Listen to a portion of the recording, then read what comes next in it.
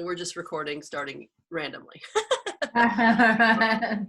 3, 2, 1. Exactly. Okay, live. Woohoo. So you walked in the rain already today? No, actually Sydney's going to take the dogs out in the rain, but Oh. he did help me with my 10-minute challenge. What's Did you see the one that I posted with him holding the wax paper? Oh, no, I didn't see that one. Yeah, so I put it in the same thread, but it's I mean, what a great challenge that was, right? Yesterday the cookie sheet. You know what? The wax paper is like giving me chills because that's basically how I started all of my encaustic work was with wax paper. Yeah, that was yeah. We can. It's trippy. I mean, the first thing I ever did was I took just a black and white photo and I took PVA, clear PVA glue. I covered the photo with glue, laid the wax paper on the photo, glued them together, waited for it to dry, and then like peeled up little pieces so that you could see through, but then waxy and then see through. Yeah. Next challenge. Challenge number 2. Oh my gosh. Isn't that haunting? It's like, but it's like we're like a thread. Like artists are such a collective consciousness, and like there's only so many materials that we all have access to. Right. Well, you should have seen me yesterday. I mean, So cool. Not only did I do the morning thing with the cookie sheet, but later in the day, I'm like out there on a ladder with my cookie sheet in the tree, trying to get shadows and trying to get reflections. And I was like, oh, cookie sheet. How? There's an artist too who does all of her work through silhouettes. So she shoots things like objects and people, but only in the silhouette of the thing. So like through a very thin sheet with a strong floodlight. Mm-hmm. So that's like a very interesting thing too, like the way that light reacts to like foreground and background. But that's why I used the wax paper is why I discovered like the vellum pages. Right? Because like for the books, it's just basically like this, you know, the layer and the ability to like sort of obscure on the curve, which goes back to like everything photographic that we know. Right.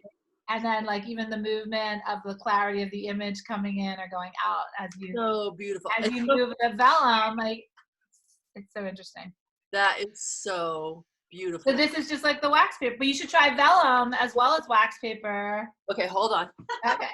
Don't tell. Oh my God, it's too much fun. I know. Oh shit. Sweet. Let me see if I might have one.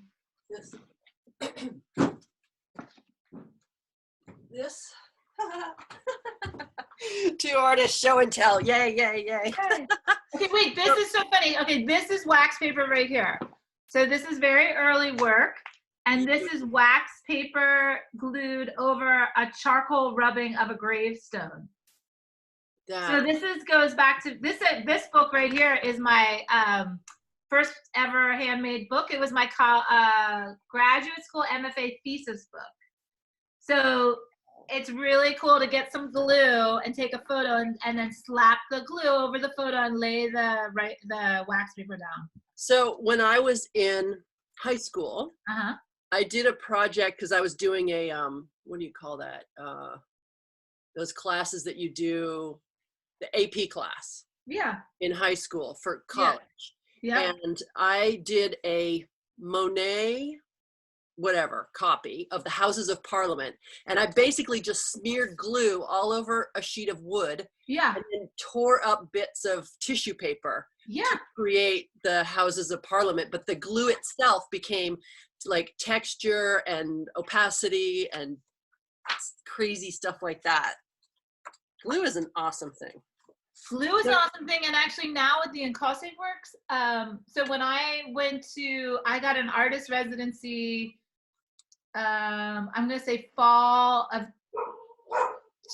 oh my God, I'm gonna say fall of 2018, in Kentucky, and we learned about fire, like using alchemy and fire as part of an element in the encaustics, but wood glue, like that yellow, just is beautiful. It's actually acts very similar to like a creme brulee. It like changes color from like ochre gold to like beautiful brown and crimson brown, and then it can get black at the top.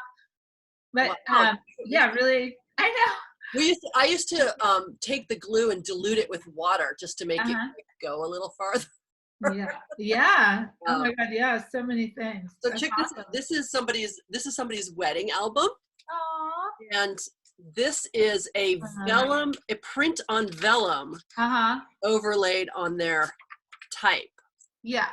And so this was done by some other art director guy, but I'm pretty sure there's a page in here, which is big text, like, I want to say the text of their vows. Maybe I'm imagining that. Yeah, so look, the Vera Wang book. Do you know this one?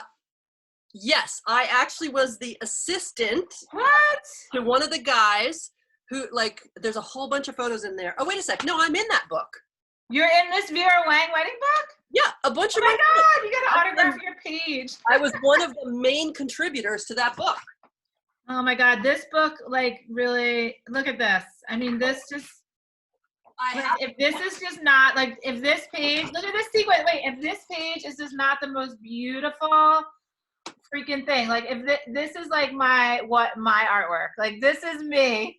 Like right here, this is like everything look, and there she is. Like, oh my God, you know why I am, this is so freaking crazy. Okay, you pull out this book, right? Yeah. And I'm showing you, that's a beautiful Paolo Roversi, who I adore. Oh my God, me too.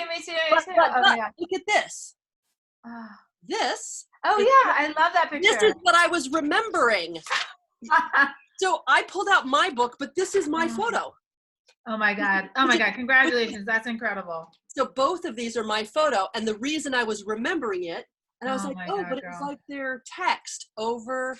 Yeah. You are hilarious. You found the thing.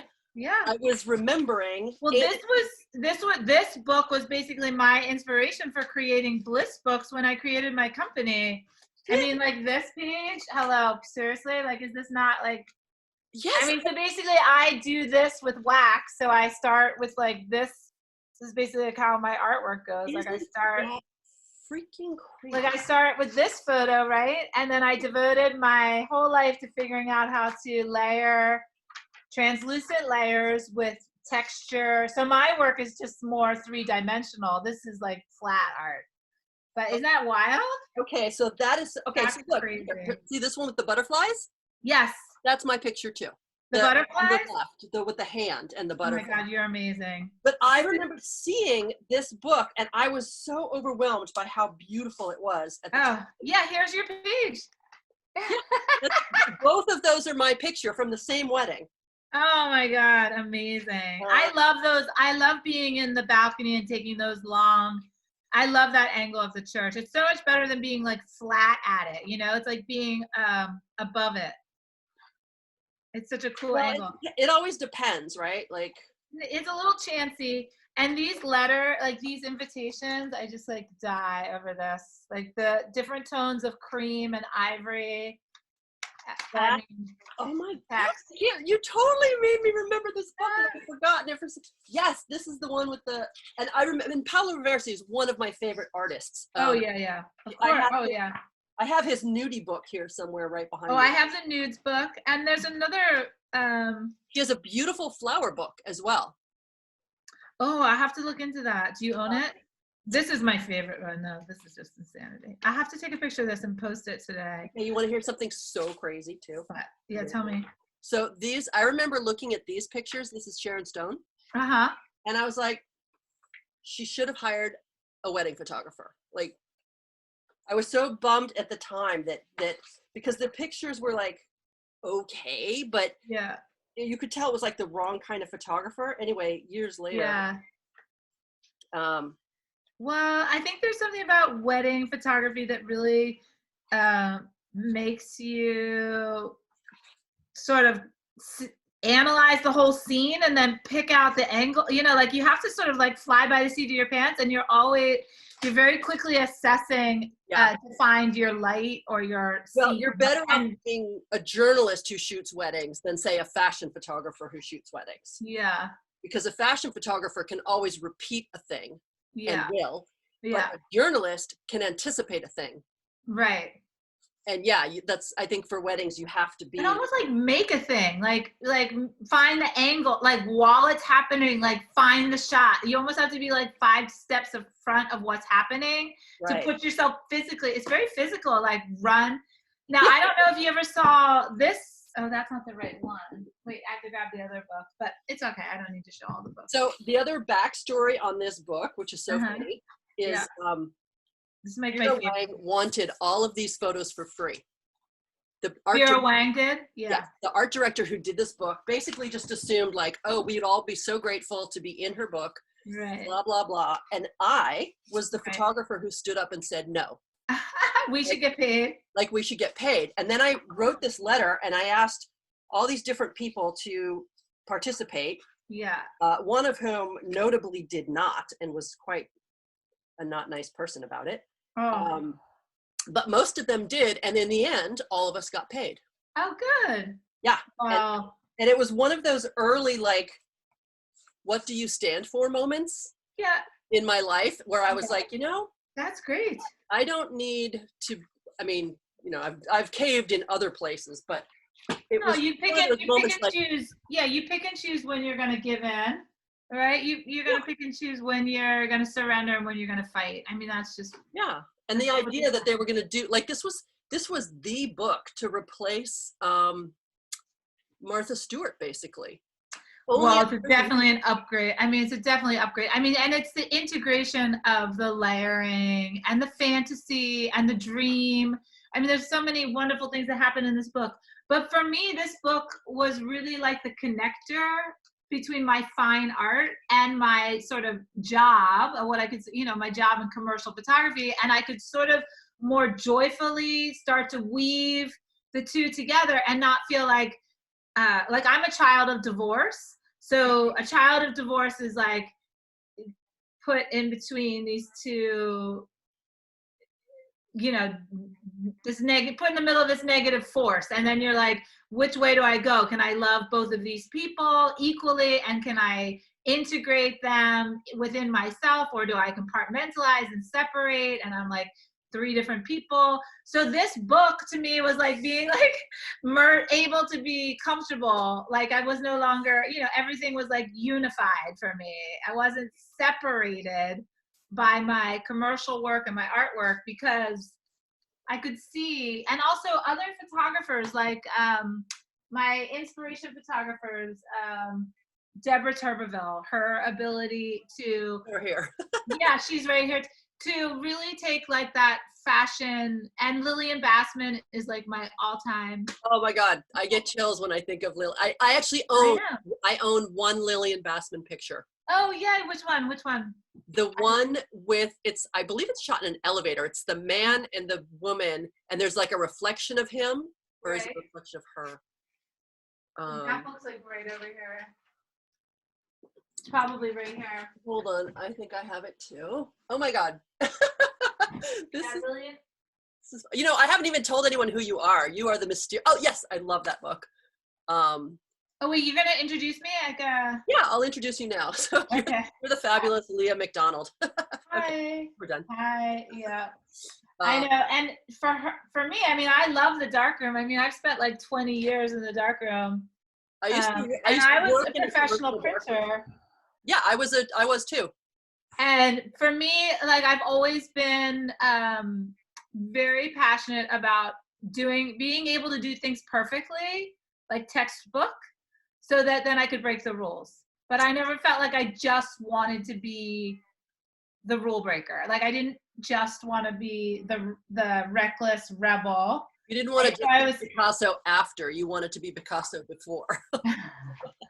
Yeah, you know what? It's so funny. A lot of people, I don't think about Picasso, to be honest. Well, I don't think of him. Think about Picasso. It's funny. One of my friends is a painter, and she paints Picasso, and I admire her. I think it's beautiful. I just can't. I just like, no, I can't. Yeah. Matisse, maybe. Matisse, maybe. Matisse, way more interesting to me. Yeah, I've never been interested in Picasso. Give me your top 5 favorite artists. Wait, photographers or painters? Anything, top of your head. Okay. Ansel Kiefer. Interesting. Okay. Oh my God. He just had a show here at the Barnes in the other room. Mm-hmm. Oh, his stuff just like, I just like die. I really like Kara Walker. Do you know who she is? I like this Amy Sherrill. Amy Sherrill, do you know who she is? She's a portrait painter who painted Michelle Obama. Okay. Ansel Kiefer for sure. What is her name?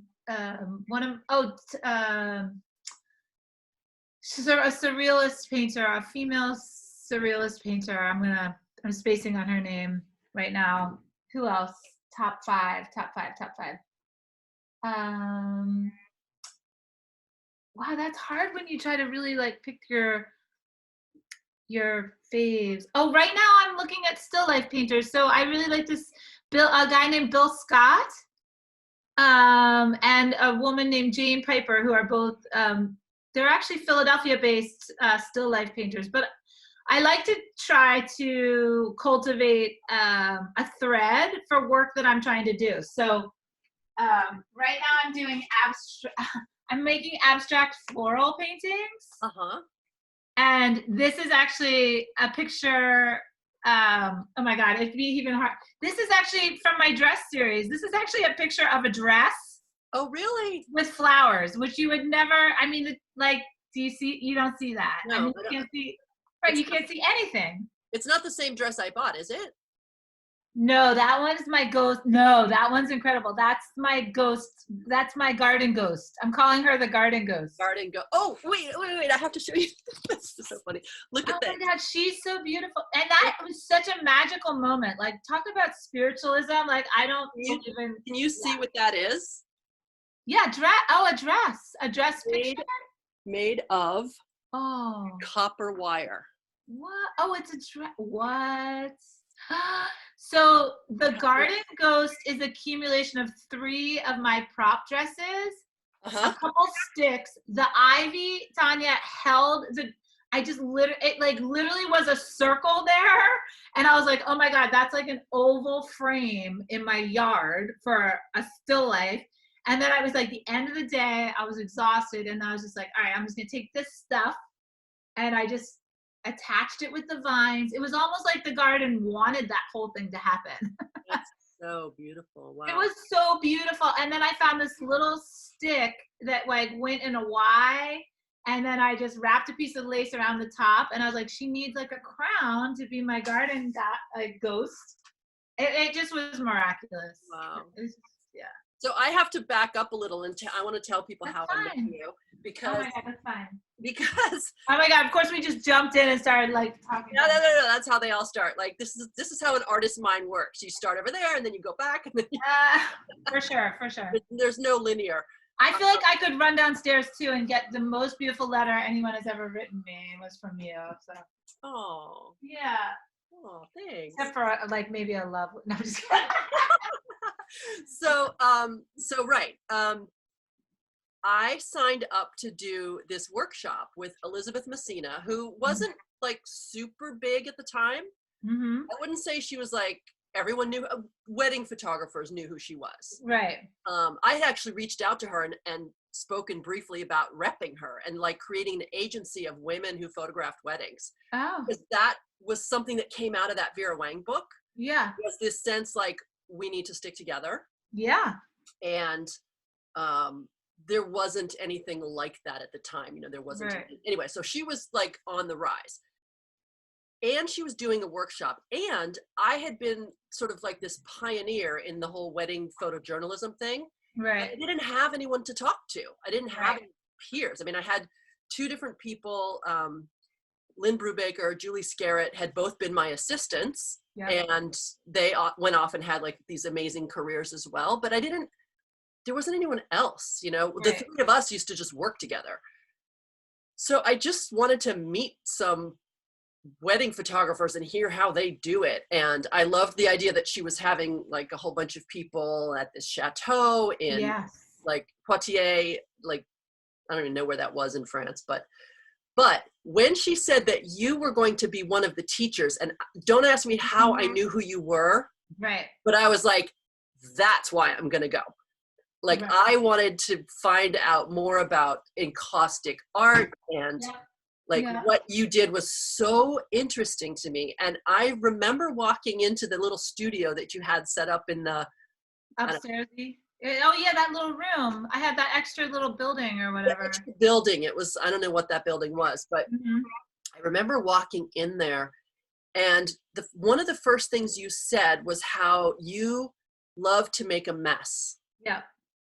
And I was like, oh my God. Like, as I listen to you speak, I'm thinking, who gave you permission a long time ago? Or like, how did you give yourself the permission to do this stuff, which I feel like was a part of my past? I mean, I used to go into my basement with my dad. My dad's an architect and an amazing artist, like a Renaissance artist. He makes jewelry, sculpture, painting, all of it. And I used to have that permission when I was a kid. And then something about like child of divorce, I don't know what the hell that was. Yeah. Like living with mom was not the artist of the family. And it just kind of went away. Or there's something about the way my dad does stuff that, and you remind me of that, the kind of just get in there and make a mess and do it and play. And so what if it's not perfect? And I got the perfectionist gene somewhere a long time ago. And one of the reasons I started doing this video series was to get over that. Oh, neat. Oh, because you're in the moment. You can't really stop this flow of conversation and go, whoops, I wish I didn't say that. Well, not only that, I was actually, in the beginning, I was going to have my son edit these for me. No. And then and he was like, sorry, Mom, I don't have time for that. and I said, oh, you know what? I'm just going to call this raw, uncut, and unfiltered. Well, don't you feel like the editor too as an artist? I mean, it's like you, it would be a collaboration. If someone was editing your conversations, then they're picking and it would be very hard to control that. It's like almost like another, like, I don't know how movies get made because there's so many like hats. Everyone's wearing their hat and then they've got to like, they do their part and then they have to trust and hand this part over and then they're over directing that part. I mean, there's got to be a lot of, Yeah, no, that would make me crazy. Right. Or you have to just release and have like all of this trust that you do, your DP job and you do your set job and this guy's listening to you. But you can say, no, like, I don't like that. You did that all wrong. Do that again. I mean, so again, but a lot of my work is about that, exactly what you just talked about is sort of like that balance between full, I call it intuitive work, like let go, and then the control part.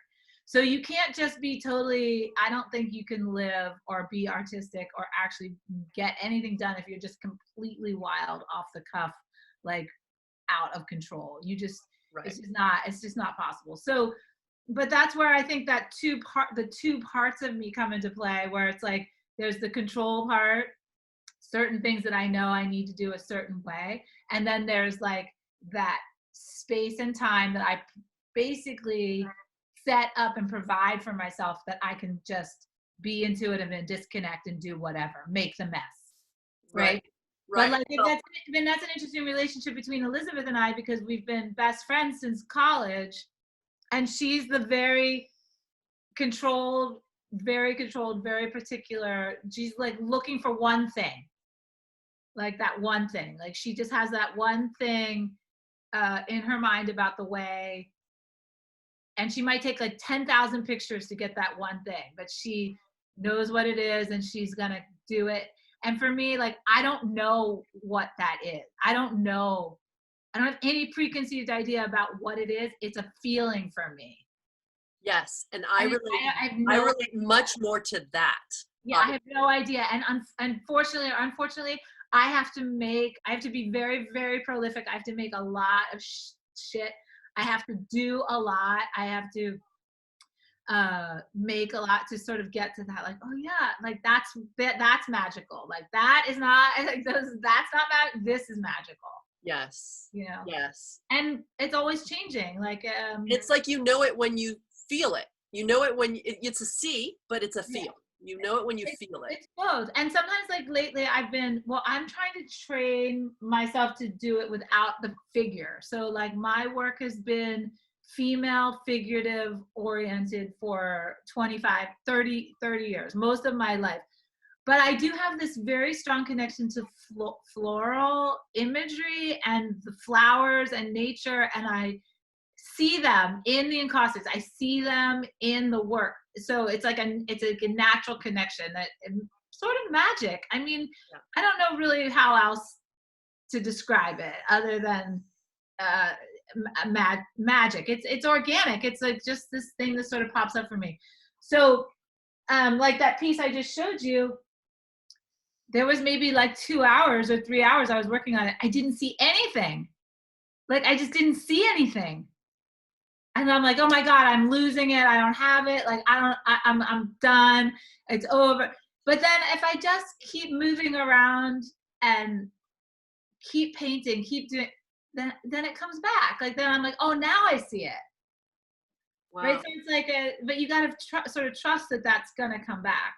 Well, so the other thing that really drew me in to you was that thing you're referencing, the letter I wrote you, was because you did, I thought it was a slide presentation on your computer. Oh, Was it the book itself? Yes, well, you know why? Because I have the female, okay, so this was the way I was designing the books. I was working collaboratively with one of my students whose name is Erica. Now she's remarried. Her name is Erica Shu. And for whatever reason, Erica and I just connected, like you're just drawn to somebody energetically. They want to spend time with you. You want to be with them. You say things to them. They come to your shoots. They help you. They show up in your life and you're like, okay, so what are we meant to do? Like this is happening. What are we meant to do together? So I was experimenting with, really fell in love with that book. And I wanted to be able to tell my stories in a book form that replicated what I was doing with the encaustics. So it was about the layers. It was sort of about the subject matter and then translucent or semi-translucent layers over maybe some mark making or words or imagery that created these double exposure experiences. And to me, that's always represented sort of this emotional, the feeling life, because sometimes photos to me are hard. It's like only very few photos to me actually have emotion, and usually the emotion is like the softer things, like for me, that I connect with. Not for everybody, like, and not that I don't connect with like very strong graphic documentary photos of like really intense things, because those feelings are like clear as day. I think that I'm just more attracted to the feelings that are a little bit less articulated, that are a little bit softer, fuzzier, more dreamy feelings, sort of unverbalized. So we started to play around with how to make these books, and we made them as PDFs. So they were mostly done through scanning. So I just started using my flatbed scanner and drawing or writing, writing like poetry, like this, and old letters, and scanning, and then old found objects like old books, stationery heading, and I just would sit here for hours and just like, okay, I'm editing a wedding or I'm talking on the phone, and I would just like, start scanning, like tiny little gold things, like precious little items that were sort of roughed up. I like that sort of like roughed up, tactile, textural. And then they would become the overlays. So the vellum would be over top of the photo, and then they would have these, as you moved the vellum, they would have these sort of flowing, But you also had, the story I remember was the story of the wedding dress that you photographed again and again and again, different ways, different places, by itself. And then the last shot was you burning the dress. Right, the dress, and this is really interesting, is I'm doing the same work. I'm using the dress again, but in a little bit like the piece that you liked and that you purchased. I'm doing the dress again. So the dress to me became a symbol for feminism and sort of being a woman. And then the one wedding dress I took even to, I literally scripted that whole book as a narrative, which is like not what I typically do. So I wrote down like a list, brainstormed a list of all of these sort of emotional things that I was going through in my 40s, 30s to 40, 30 to 40, like 10 years. I was kind of like, all of these experiences. And I think like 20 to 30 has its own list of experiences. 30 to 40 had a lot in it. I mean, including like having children, physical issues, surgeries, depression. I mean, I just wrote this list of sort of the major emotional points that I think all women were experiencing. And then I would scout these locations, pick a model, and then kind of bring these 3 or 4 elements to the shoot that I had in my mind, and then just try to get it, and then edit that, and then paint them, and then I painted them. So, and then I put them in order. Photograph. I painted the photographs. They were all encaustic paintings, all the female fairy tale photos. Wait, now I'm looking for the book. But, and then, hold on one second. I'm just gonna grab the book. So the beginning, what was nice is that it went in a timeline. So the female fairy tale, it started sort of with just the dress in its entirety, like as a whole piece. Mm-hmm. But then you can imagine by the end, right? So in the beginning, it's like this fruitful optimism, about, whatever we dream our lives are going to be like. And then, we have to overcome these obstacles that are sort of inevitable, these challenges of our lives, and I incorporated my poetry and my drawings. So that was really fun. I mean, speaks so much even to that idea. Look, it's like so fun, right? Beautiful. Yeah. Yeah, it's ghosty. So yeah, they're all hand painted encaustic photographs. And they go like in order. So every single shoot had a different model. But the same dress. Right. But the same dress and different locations. Yeah. So this it started in like the orchard, and then we went to the ocean. This is actually my self-portrait. So this is me. This is me. That's me. Was it your dress originally? No. Oh my God, the dress story was crazy. So I was driving. I think I was like late to pick up my kid or something, and I was driving down Germantown Avenue, and I was at a stoplight. I looked over to the right at this. It was on a mannequin in a store window, and I just like pulled the car over. I parked in a bus stop. I mean, I could have gotten a $500 ticket. I ran into the store. I put my credit card on the counter. I said, I have to have that dress. It was like, no, it was like lightning.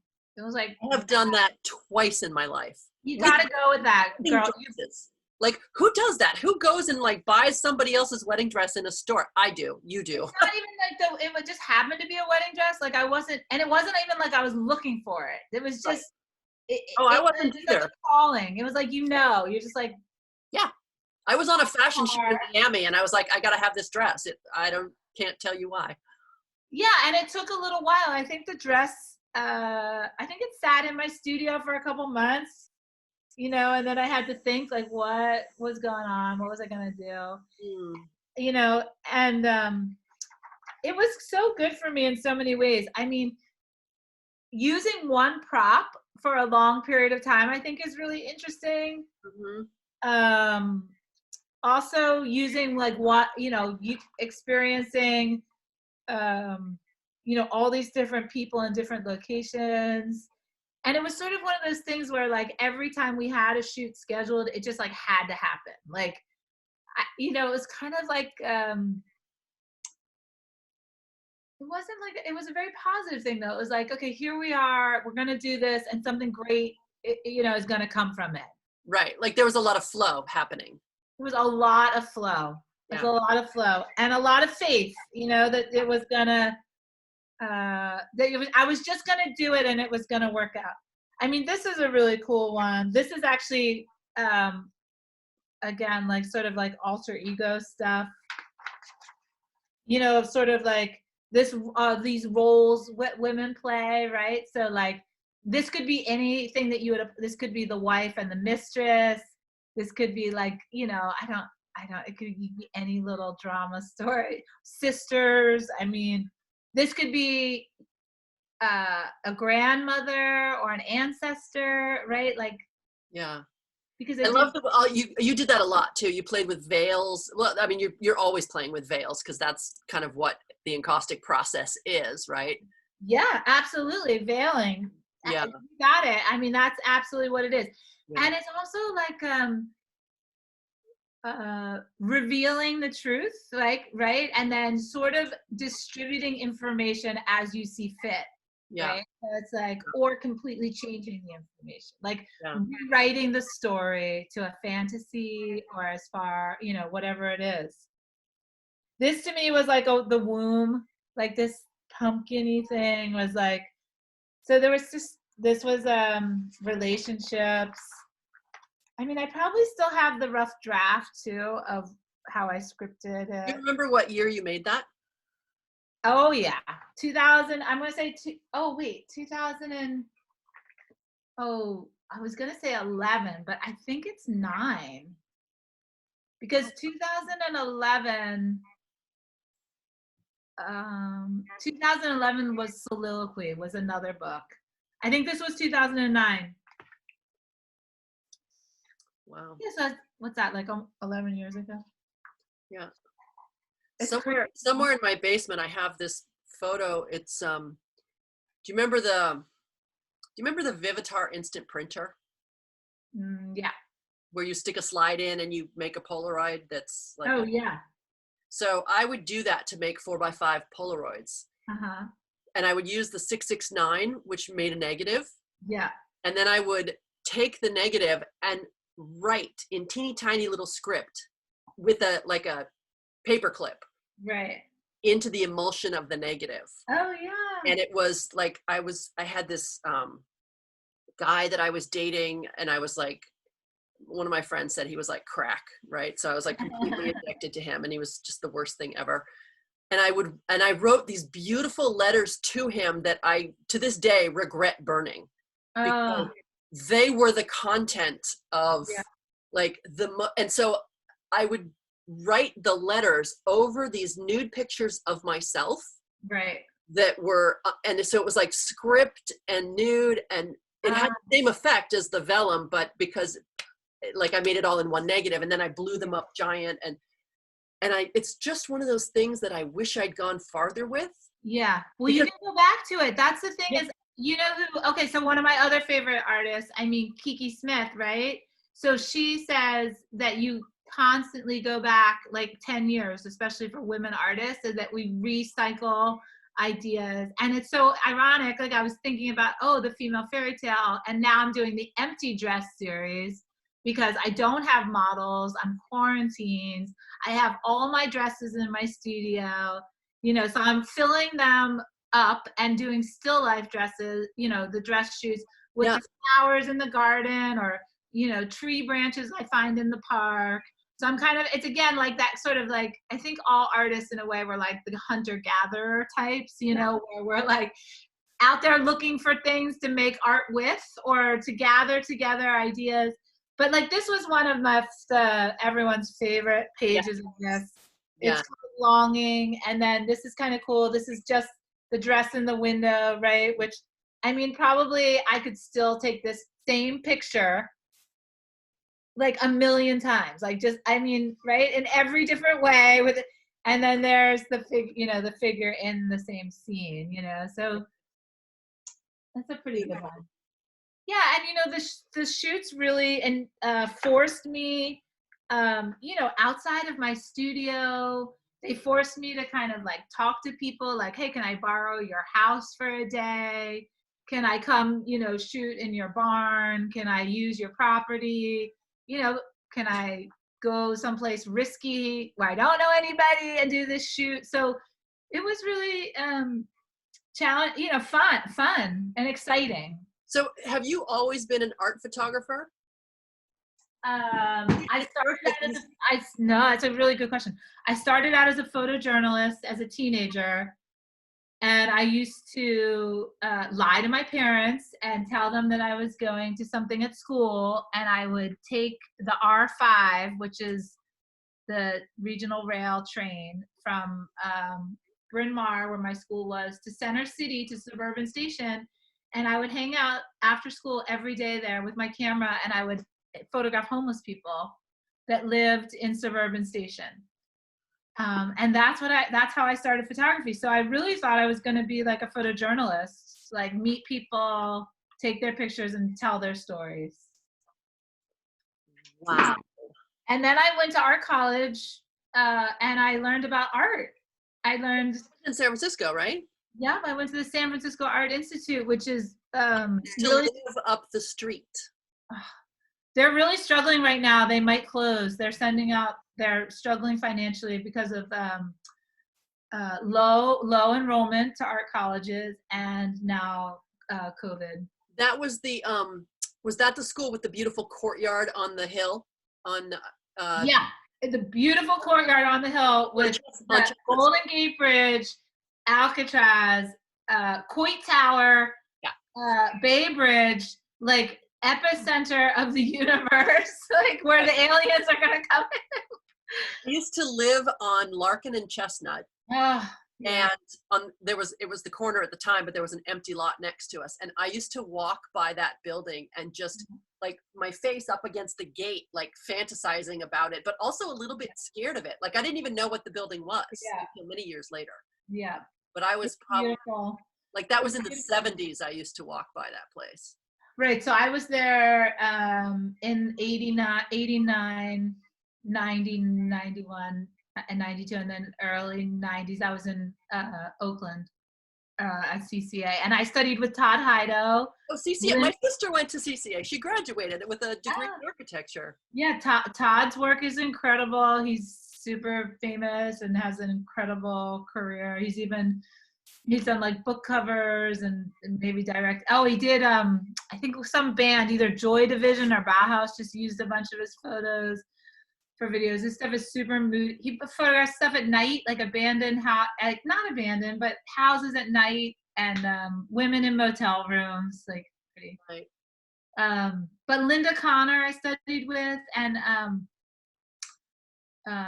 so many great people. So were you at CCA early 90s?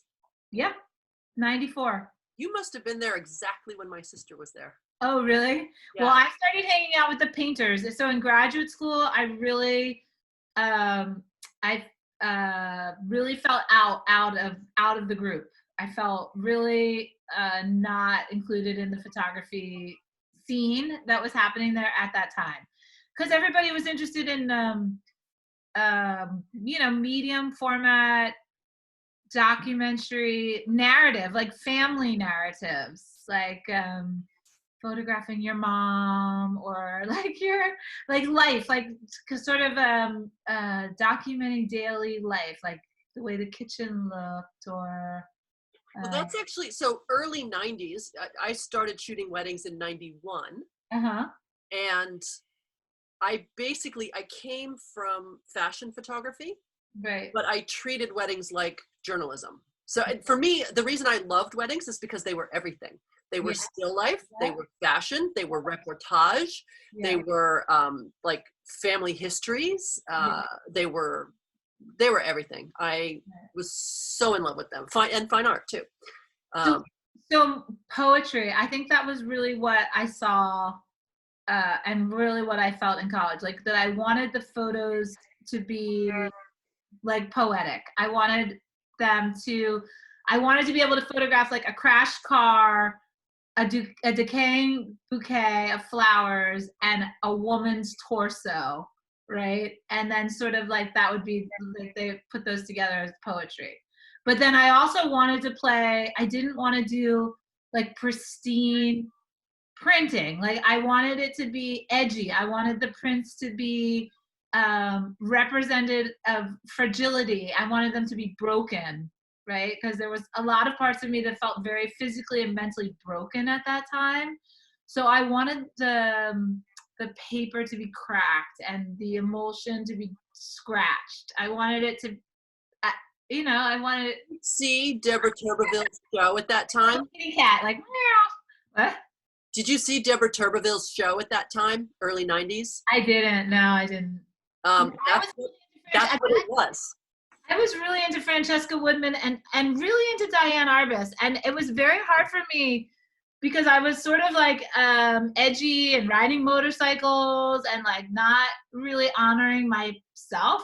So I was like, oh my God, my two favorite photographers both committed suicide. You know, I was very like influenced, and I felt very tense about those types of issues. Like, how was I actually gonna have a life? Like, how was I actually gonna be so sensitive and so artistic and so passionate about photography, like these women that I really admired so much, but not kill myself? You know what? I had the exact same feeling, and I think that's why I shut down the art part of what I was doing, because it was too much. I was too sensitive. It's terrifying. It's terrifying. It's terrifying. And I read that book about Diane Arbus. Yeah. Which I loved. Right. And even when I was a kid, I was like, well, I used to have this fantasy. I'd be like Hemingway. I was going to commit suicide at 55, which is now like unbelievably crazy to me. But right. It just felt like, how do you take it all? How do you handle that level of sensitivity? So did you ever get to the place where you realized that your photography is sort of an arc of your life? Oh my God. Absolutely. When did you know that? Oh, right in the very beginning. I mean, right in the very beginning. I mean, when I like left my life here in Philadelphia, left my family, moved away with my boyfriend, I mean, there was just a point where I was my art. There were no blurred lines. There was no separation. I had nothing else. Like I really felt like I had nothing else but my love for art. Like that was my sole purpose and my destiny. And so, but again, that's like where you get terrified. Like, how are you going, like, if you fail, if you're unsuccessful, if you're unrecognized, if you are insecure, you're going to die. Like you're going to die. Like, are you going to stop? So slowly in my life, balance, other things started to come in that were important to me also, that sort of started to help like ground me and balance me, like my marriage, like my marriage to my husband, and then our commitment to each other. So I was like, oh, okay, so I have me and my art, but then I have this person that I care about, and I want to be present for that and do this. And then it's like, oh, I need to make money, right? So I need these other, and luckily, I've been very fortunate to have opportunities to make money and support myself as an artist, like when I met Susan Beard, and she was like, you're such a talented artist. You're so out there. You're incredible. You're amazing. You can make money. And I was like, okay, well, yeah, let's sell my work. And she's like, no, I meant shooting weddings. And I was like, what? I was like, wait, do what? I was like, no. And then of course, like I was like, okay, like you did that, right? Okay, like I just started to really say, like, opportunities just come and they're worth trying. Like what and then it was great. Like wedding photography provided me I can't even say the words, like an enormous social life, like connection to people, like joyous joy, a lot of celebration, a lot of joy. Like you said, like all of the sort of aspects of my inner desires were being met, like the beautiful dresses, the gorgeous girls, the flowers, you know, the whole idea of set production and Right. fast-paced life, and you know, being like the hunter, and like, you know, just like making beautiful images, capturing the scene, like it's all very challenging. And also being an alchemist, like taking the scene and making it something else even. I used to say that all the time. People were like, so do I get my negatives? And I said, no, you don't get your negatives, because yes, it's your wedding, but every photographer is going to see it differently. And what I'm creating with you is my art. So I really never gave people negatives back in the day, because they felt like my children, you know, those were my children. They're like your soul, and they're also like, you're like the gatekeeper. Like they're like, you know,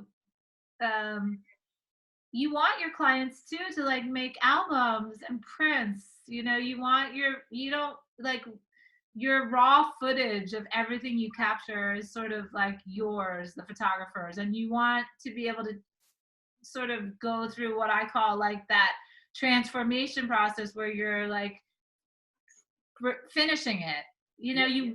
And I do think that either, you know, a slideshow or an album or print, you know, allows you, the photographer, to finish a product for your bride and groom. Because if you just give them all the images, it's not a finished, it's really not. It's just like a bunch of, it's like, do you want like a finished portrait, or do you want all the artist sketches of your nose and your shoulder, you know, like the final. And I'm unfortunately, people, because of digital now, like in the last, especially like 5 to 10 years, it's just been like, oh, just give me like, you know, everything online. It's like, oh. It's so sad. It really is. With your great grandchildren and try to dig up your online like, what do you? Well, it's funny because I now give the digital files if they get the album, because both make sense to me. Yeah. But just the files does not make sense to me. And I remember. I agree. I feel like that's your. It's like giving somebody like all the plumbing parts to their bathroom, but not being a plumber. It's like, yeah, sure, I'll sell you all your pipes. Here's your toilet and your sink and your pipes. Good luck with that. Mm-hmm. Yeah. Or just ingredients. Call me when it's exploding. Right. or like the ingredients to your fabulous dinner, like. Right. You know, you can put all those ingredients in front of one person and come up with a 5-star meal. Yeah. And you can put them in front of another person and like end up with mush. Yeah. I agree. But I think sometimes, you know, we get we get pushed around a little bit and bullied, and, you know, like you were saying about the book and standing up for artists' rights and standing up. I think I made a statement. I actually got included when this COVID first broke out. I think I had made a statement on Facebook, and sometimes I don't really like to use Facebook as like my emotional statement page, like, but I did this one day just say something to the extent of what it means to be an artist, like that artists should not be overlooked, that we are sacrificing, we're certain types of people, that we are very emotional and very sensitive, and we're consistently 24 hours a day processing these emotions, and that our work stems from all of our efforts to pay attention, to process, to create, to inspire, and sort of absorb and recycle. It reminds me of, like, do you remember that movie where the guy sucks in other people's emotional pain? Like, do you remember that movie? And then he spits it back out. It's I'll have to send it to you again. But so anyway, and then somebody responded to my statement. They were like, "Oh my God, can you talk about this more? Can you talk about, you know, why artists should not be overlooked, and why art is so important to our culture and our society, and what it means to be an artist?" And so it was interesting.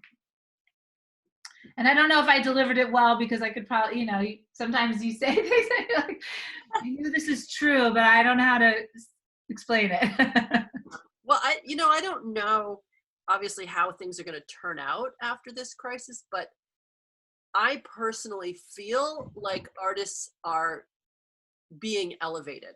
That we're appreciating, things are being appreciated because of this time that weren't appreciated properly before. Right. Teaching, body workers, Yeah. grocery store clerks, like Yeah. the things that are like our basic needs. And it's funny because, art always, you think it always falls into the luxury category. Yeah. But I don't think so. No, I definitely think it's more in the the necessity category. I mean, for me, it's always been in the mental health category, that's beautiful. And spiritual health. So, and I love yoga. And so I always think of yoga as the mind, body, spirit connection. So like, we know as people, it's a lot easier for us to gravitate towards, oh, I know what I need to do for my body. Like, I know what I need to do to maintain a weight, or to maintain, movement, so some people, or feeling flexible. Like, a lot of people can grasp that. And then you're like, okay, the spirituality and the mind, they don't get as much attention, right? So some people meditate, some people believe in God, so maybe that's like the spirit. But for me, definitely the mind. I have to be creative, and I have to spend time in what I call that what do you call the empty, the messy space. The messy space. The space that doesn't have words. Oh, right. And I think for me as an artist, that part of my brain is very big. Like, that imaginary fantasy messy space needs attention. I have to spend a certain amount of time there, and practicing and playing with it, or it's like, yeah, or I'm not okay. And that's when I realized that that's who I was. Like, there was no boundaries or dividing lines between being and doing art and being. This is just how I worked. This is what I needed to exist. Wow. And see, for me, it breaks my heart, because the people that maybe that are sad, they don't become into full acceptance of who they are. They feel judged, or they feel insecure or unaccepted for being who they are. And then maybe that's why they don't stay, and they're not getting the support that they need, maybe from others. But it's hard to even know. Wow. Do you teach also? You do. I know you teach workshops and things like that. Well, it's funny. I got sort of this offer. I really wanted to get out of any type of commercial photography sales a couple of years ago. So like, that's the only part of art and like photography that I don't love, is like the salesman part, like representing myself or selling myself or trying to convince. I really feel like if somebody sees my work, then they love it, then they just then they know they need me. Like, if they don't have that connection to the work, I can't convince you that I'm gonna be the one for you.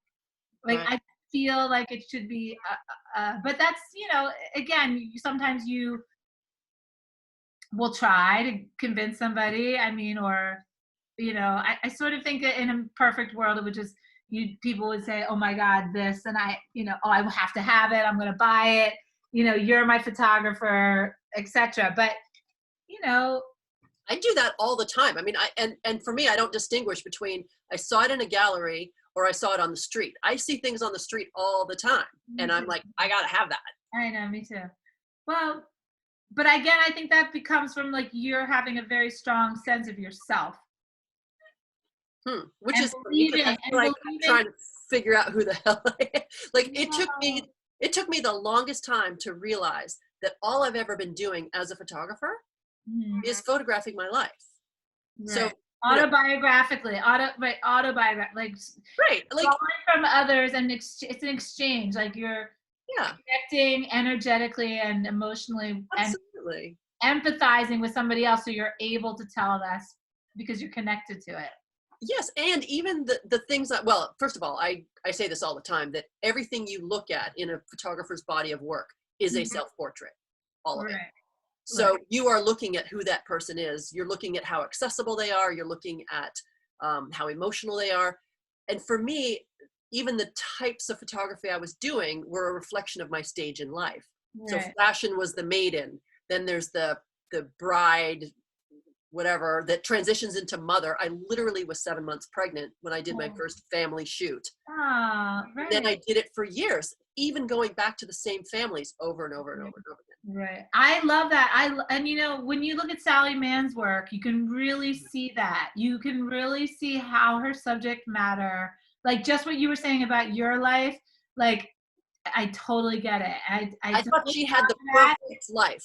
And I think it's authentic. I mean, well, and also, you know what's interesting? If you look at her life now and think about her lifestyle, and she was very reclusive. Like she lived outside, you know, she lived remotely. Like now we're living remotely. And like you said earlier, artists are getting maybe a little bit more attention. I think artists are able to connect with themselves a little bit better right now because things are a little bit quieter in general.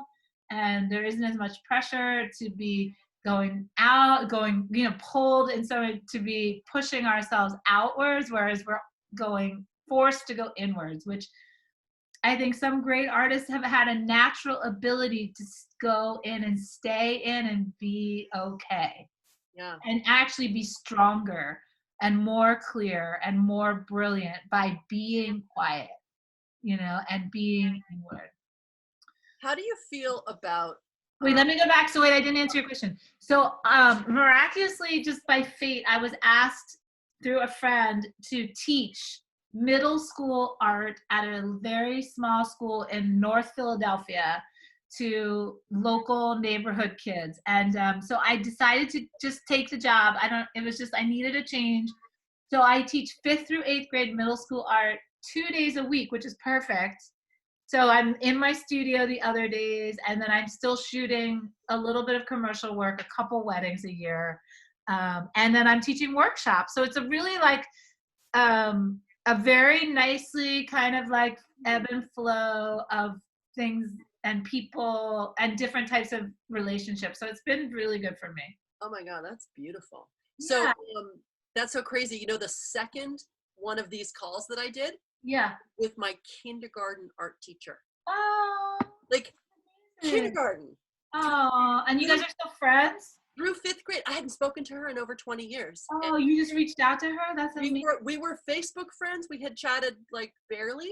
Yeah. We never had a live call. We could barely even handle the technology. I literally, like, she was on my phone and I was like this, like, like I was holding the phone next to me, and that was the whole. Oh my God, it's so cute. Oh my God. I love that. I mean, I think I've been an artist since I was, you know, animals and art have always been my thing. So. Yeah. Well, I loved that she said she actually remembered, because, you know, teachers. Yeah. You don't know if they remember. And she's like, oh no, I remember you. There's certain kids that you're gonna remember because they're really, really good and so loving and so fun and so cooperative, or really, really bad. Like the one, the ones that you're like, oh my God, am I gonna survive 45 minutes with you without, like, what else is going on? Yeah. Oh, I just love that you're touching people who are young, and me too. I forget how important that is. Like, I forget that they even want to hear from us, but they don't want to talk to us. You don't like adults. That's so but you just have to, you know, be you and be confident and let them sort of, it's almost like a buffet. I try to think of it like as a buffet. Like, I'm putting out all of my food and they're gonna like swoop by nervously and maybe pick one thing. And fly away very quickly, and they're not going to say thank you, and they're not gonna like acknowledge your efforts, but maybe they'll just swoop by and take one thing and go away.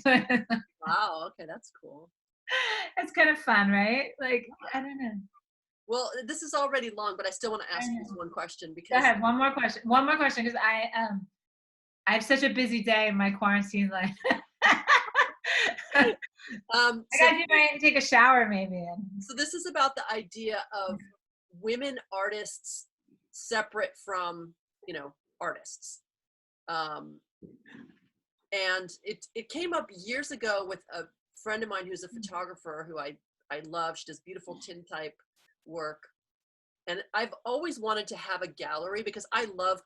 Oh, I want you to have a gallery. Yeah. Oh my God, you're in my gallery. I have so much art at the end of quarantine. Tanya, you have to have a gallery. Well, it's funny. I was thinking I would love to help. Like, I would take what Jennifer's doing.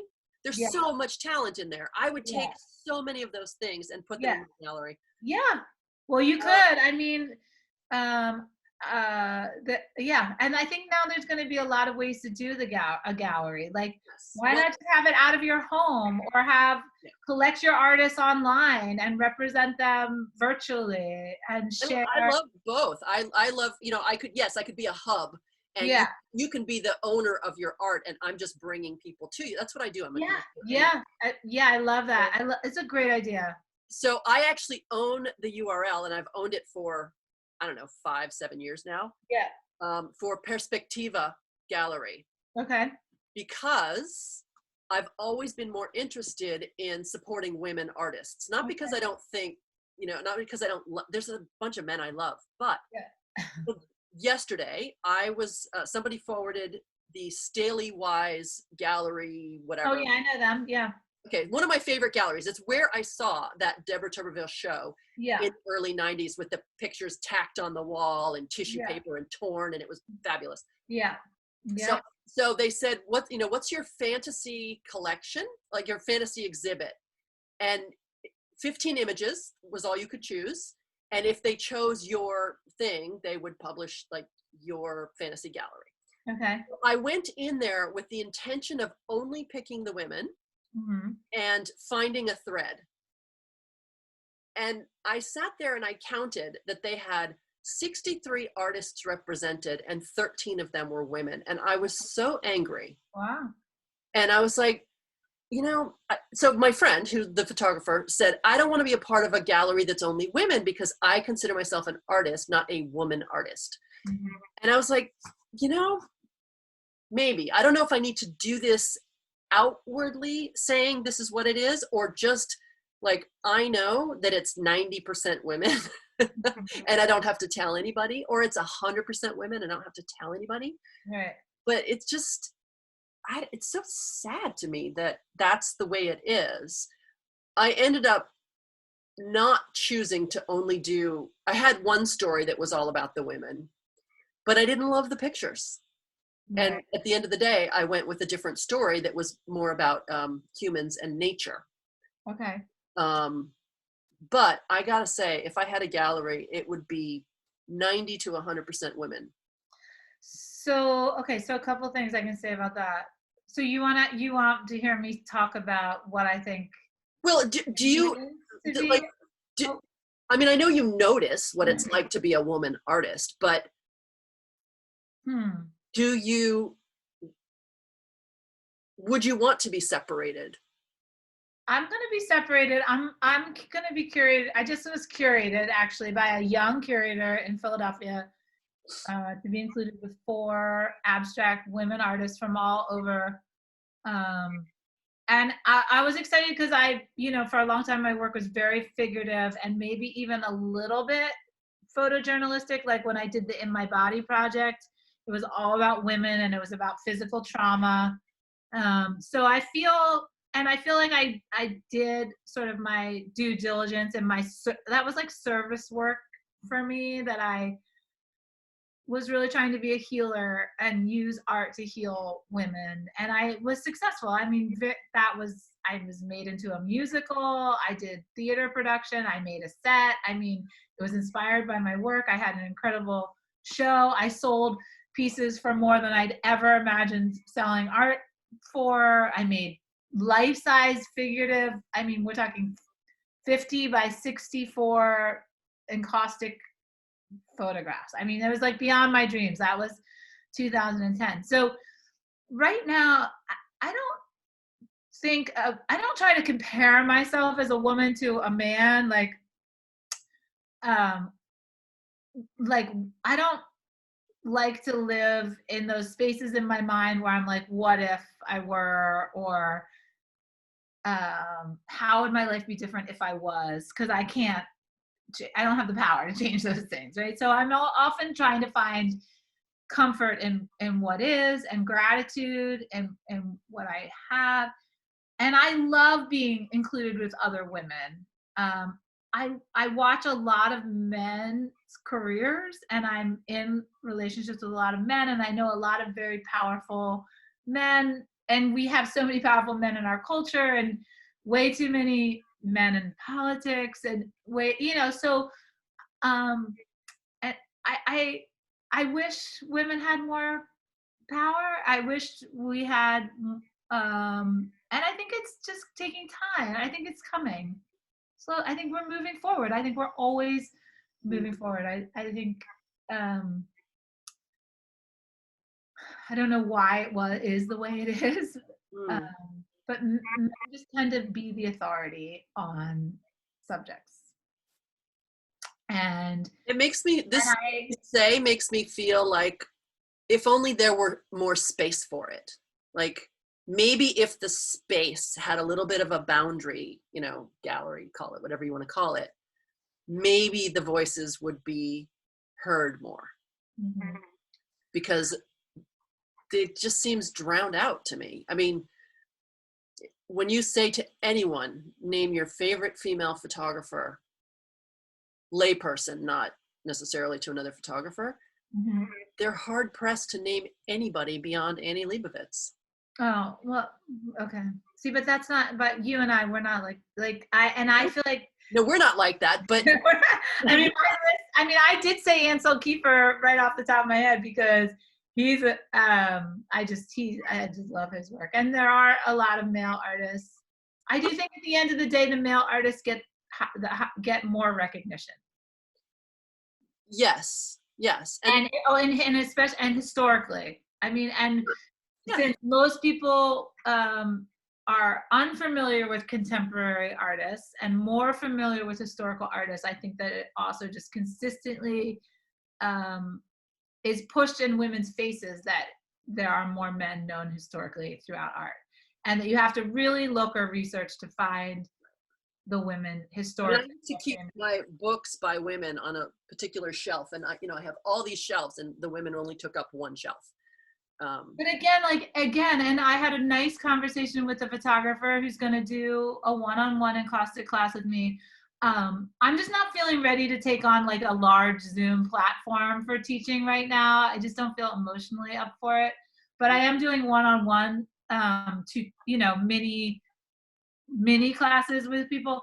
So she just said really beautifully about even the quarantine, like we just need more information. We need more education and more information. So honestly, even like talking about like women artists, like I don't like to be in that like blame space of like anger or resentment towards what is, rather more like, let's just educate people more about women artists. Let's share more art. Let's show more art. Let's make more art, let's give ourselves more pats on the back. Let's deserve more. Let's demand to be paid more.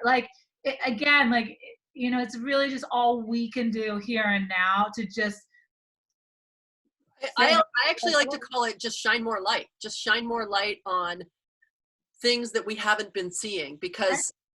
And one thing you gotta remember is that women, I think because they were so creative and artistic as part of taking care of the home, I think that it got just swept under the rug. So if you look at like the history of embroidery or the history of knitting or the history of even like home decor and painted like mosaic paintings or floral like Amish wall decorations. Those were just done by women on a regular basis. It was ingrained into their daily lives. Yeah. Much like raising the children or cooking. So Right. it wasn't like a special, it wasn't like an occupation. It didn't have like it wasn't compartmentalized as a career or like, so that's the type of historic art making that women have been practicing. And I think in a way, still our culture wants to just be like, oh yeah, women just do this because that's their like thing they do. Like, yeah, like I'm sure all of my friends' husbands, when we're like getting naked and getting the kids naked and putting weird things on our heads and taking pictures of each other in the yard, like, what are they doing? Well, and also, were you one of the people that said something about Peter Beard? Because I mean, he was one of my favorite. Oh, he's been my favorite. I mean, because I was a journal. He was, and Dan Elderman, Dan, the other dude, do you know him? Mm-mm. Oh, I'm gonna email you him. He died at work. I mean, he was a photojournalist, but he just made books of photos of all of his journalism, and like he was like me, like little pieces of paper that sort of mark the day, and blood, like tea bags, and like sort of that stuff that sort of like captured the ephemera, captured the moment. Yeah. Someone once asked me if you could have any photographer photograph you, who would you choose? And mine at the time was Peter Lindbergh. Oh yeah. Just because I thought he was so amazing at capturing what is and what is real, and in such an honest way. Yeah. Anyway, I think I'm talked out my book. I'm gonna have to drink a gallon of water. I know, right? Hour 30. This is the record. This is the record for the longest conversation. We just talked on so many. I mean, I haven't talked about my love for. I mean, we just talked about so many beautiful things just now. It was really. Yeah. Thank you. So you'll have to come back. You can be a repeat guest on. Well, yeah, that would be wonderful. We can talk more about encaustic art or I'll put abstract painting is my thing now. Awesome. Really letting that mind go. Awesome. Well, we'll put links to. You can send me a few links of, your artwork and where to find you and all that. Oh yeah, sure. Leah Wax 1. Okay, bye. Have a great rest of your day. Thank you. You too. All right. Bye. Thanks.